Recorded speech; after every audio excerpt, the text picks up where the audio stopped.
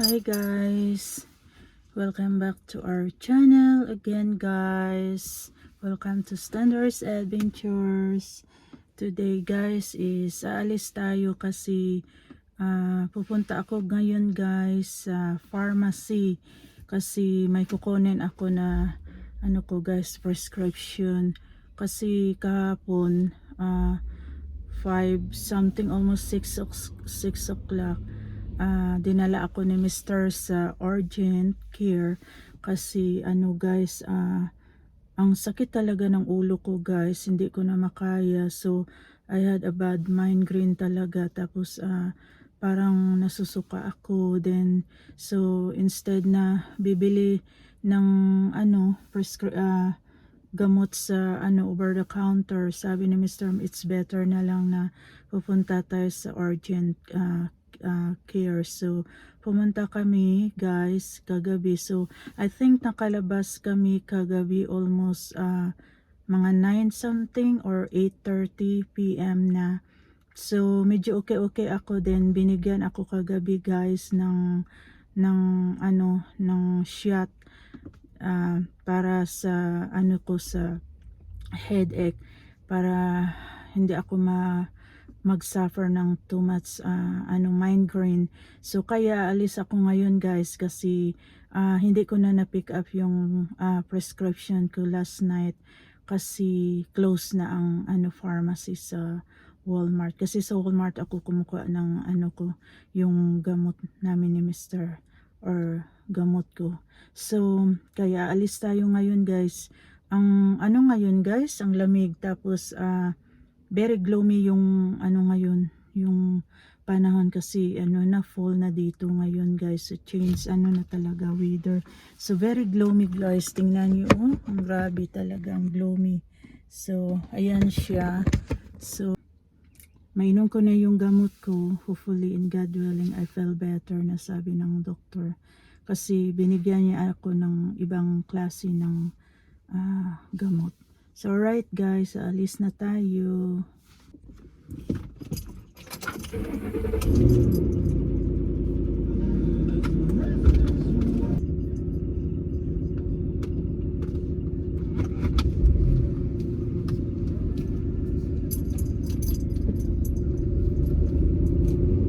Very gloomy talaga ang ngayon guys, klima ngayon.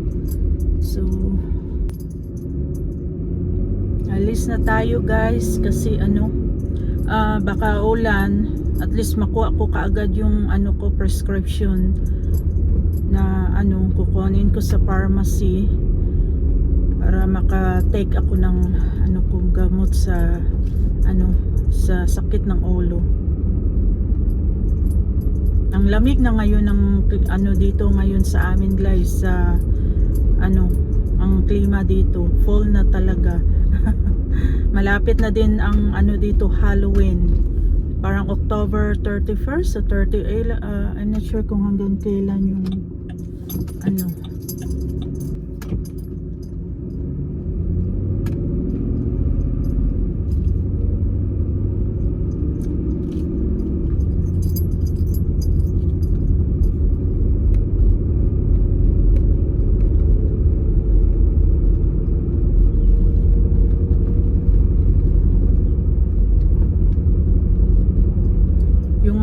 puno dito sa amin guys, puro naglaglaga na yung mga puno kasi falling na.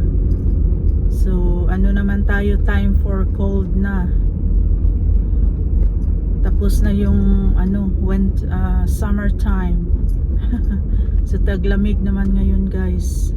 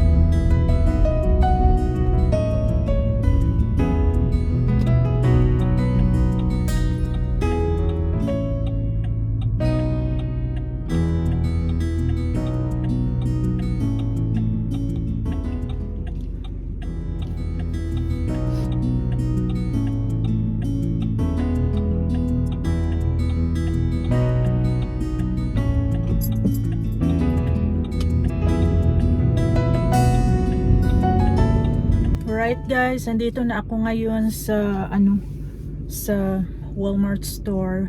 So I'm ready to go na to pick up my prescription drugs na kukunin ko sa loob. So I'll see you later guys.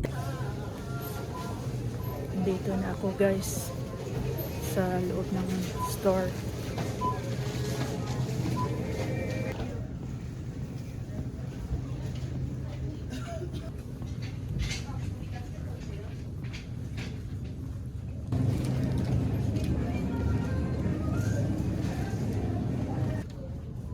So alright guys, nakuha ko na yung prescription. So ready to take it, but I need to eat first. Tingin-tingin muna tayo dito ng guys, yung something na mga shampoo. Kasi medyo paubos na yung shampoo natin. So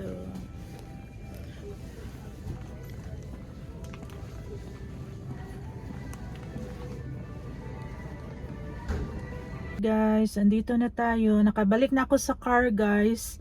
At saka nakuha ko na yung so ito yung medicine ko for one for nausea and one for pain, but need ko pa talaga kumain.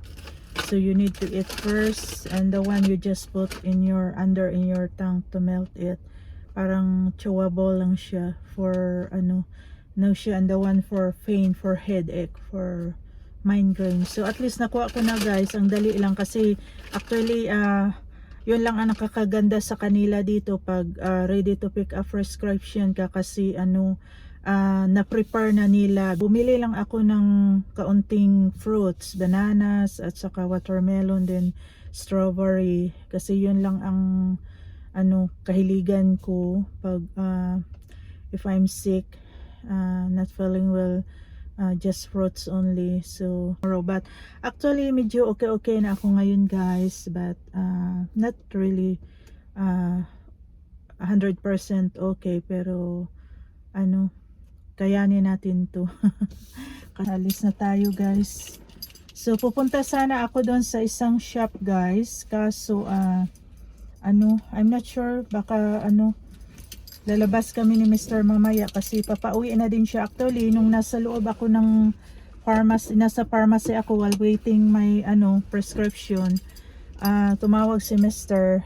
Then sabi niya parang na din siya, papalabas at work niya, so papauwi na siya. We will see kung sa bahay kami kakain or baka mag-invite siya mag-dinner ngayon. Alright.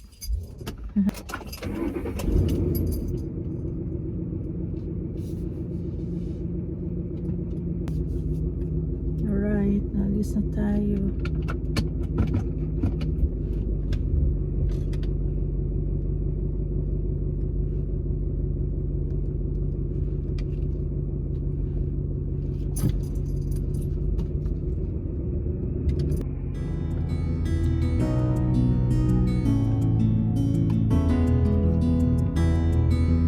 U-turn tayo guys kasi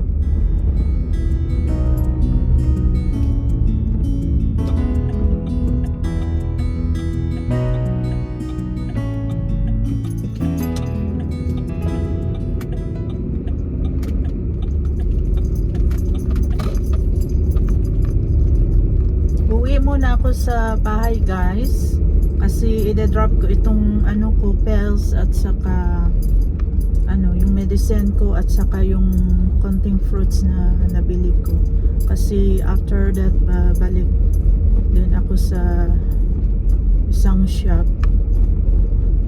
Andito na pala si Mr. yung truck niya, so we will see kung ano sasama siya pagbalik ko. Andito na pala si Habi. So andito na ako guys sa bahay.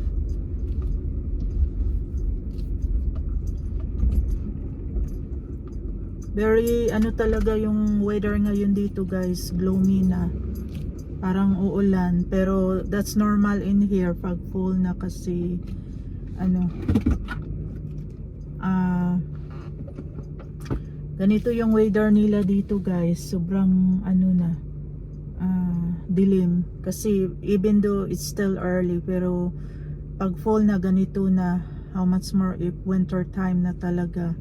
So ano, it's big changes talaga pag summertime ang weather ng full going to winter kaysa summer, kasi pag summer talaga may enjoy mo yung ano talaga yung init. So right guys, andito na ako. So thank you for watching guys sa vlog namin. So ito lang yung ganap ko for today. Lumabas ako din. So tingnan nyo guys, ito yung ano dito na pag fall na yung klima dito sa amin, yung weather. So even though it's not too late yet, ang bilis niya mag down ng ano, wala ng sun, tapos ano, madilim na siya, parang ano na 6 or 7, pero mas mabuti nga ngayon medyo may ano pa, pero there's a time talaga na walang ano, araw na, kahit still like 4 o'clock pa or 5 p.m. ganun, pero ang bilis talaga guys mag ano ng ano araw. So pag hindi ka lumabas, nakaka-bored ang weather. So ayan yun guys, gusto ko lang i-share sa inyo yung ano dito yung tawag nila na fall. Ito yung ano weather dito sa amin. Ito yung nabili ko guys sa shop. Nabili namin ni Mr. last Sunday sa shop for Halloween, na artificial siya na pumpkin. So napili namin siya ni Mr. Pero kailangan kunting ingat lang kasi ano siya, hindi siya plastic breakable. So pag matumba siya, mabi-break talaga siya. So but it's okay kasi nilagyan yan ni Mr. ng support sa ano niya, parang ano niya, bottom. Kasi breakable siya eh. So nilagay ko dito sa front door para ano naman, may decoration tayo for Halloween. Ayaw ko kasi mag-decorate guys ng ano, medyo yung scary. It's okay kahit yung one lang na ano, naglagay si Mr. ng skeleton, pero ayaw ko yung sobrang dami kagaya mostly ng mga neighborhoods namin dito.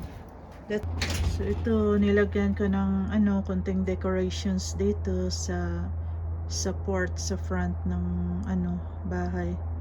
Kasi para naman ano, para tradition for ano, fall or this Halloween.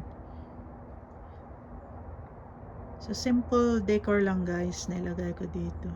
Para naman hindi dry yung front natin sa fort sa bahay. So lagay tayo dyan ng pumpkin, ano, mga decorations. So ayan. Hinang din itong nabili namin ni Mr. 2 weeks ago na decoration. So yan lang yung konting ano ko dito guys, yung konting decor ko for fall or pang Halloween. Tapos may konting ano siya, pumpkin, yung yellow pumpkin at saka green pumpkin, pang traditional. So yan lang guys ang may share ko sa inyo.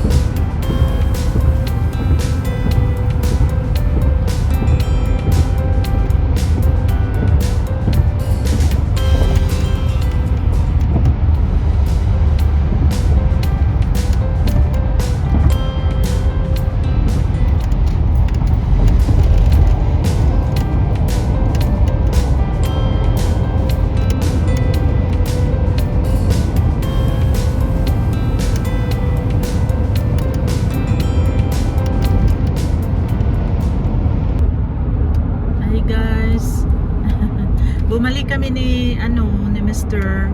lumabas kami ulit after I pick up my prescription, yung pills ko. Umuwi ako sa bahay, then pag uwi ko, nasa bahay na din si Mr. dumating na from work. So nag-imbita siya na lumabas kami at we decided to have a dinner in Concord again. Let's say almost an hour drive. It depends on traffic. So, at saka may titingnan din kami doon guys na something na carpet for na mailagay namin sa living room kung may kulay na mag-match sa couch. So, for now, si Mr. muna nag-drive kasi siya yung nag-drive kasi medyo masakit-sakit pa yung ulo ko. Parang I'm not feel comfortable na mag-drive muna. Tapos nag-take ako ng medicine ko for my headache. So super lamig na ngayon dito guys. So kaya doon kami pupunta ngayon ni Mr. mag-drive sa Concord.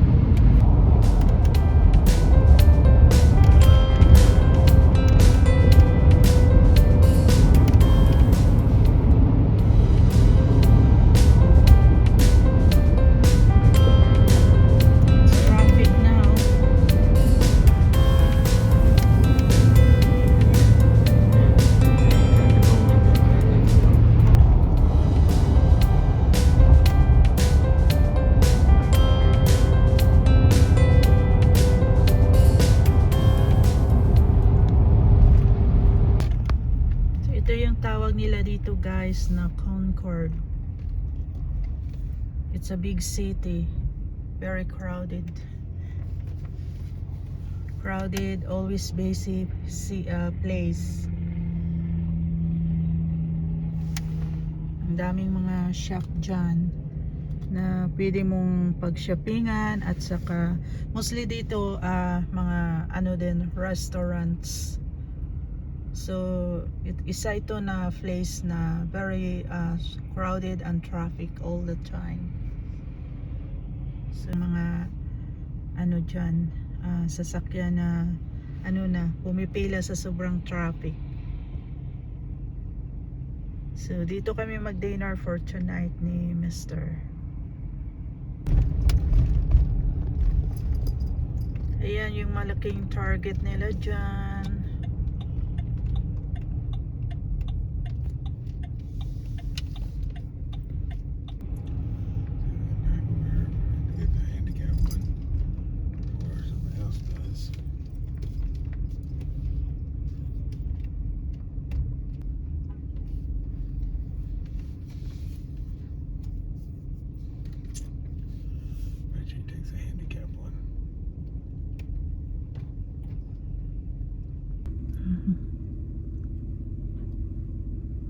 Naghahanap pa kami guys ng maparkingan namin kasi puno yung parkingan nila kahit yung for disabled parking kasi pwede kami makaparking sa disabled pag si Mr. ang may kasama ko.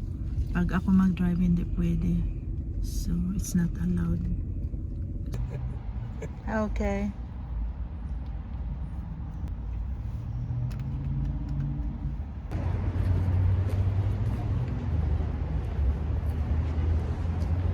Dito na kami guys, papunta kami sa shop.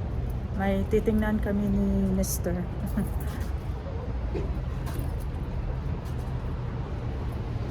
Then after that, pag may makita kami na mag-match ng carpet sa couch, then pupunta kami sa kung saan kami pwedeng kumain ni Mr.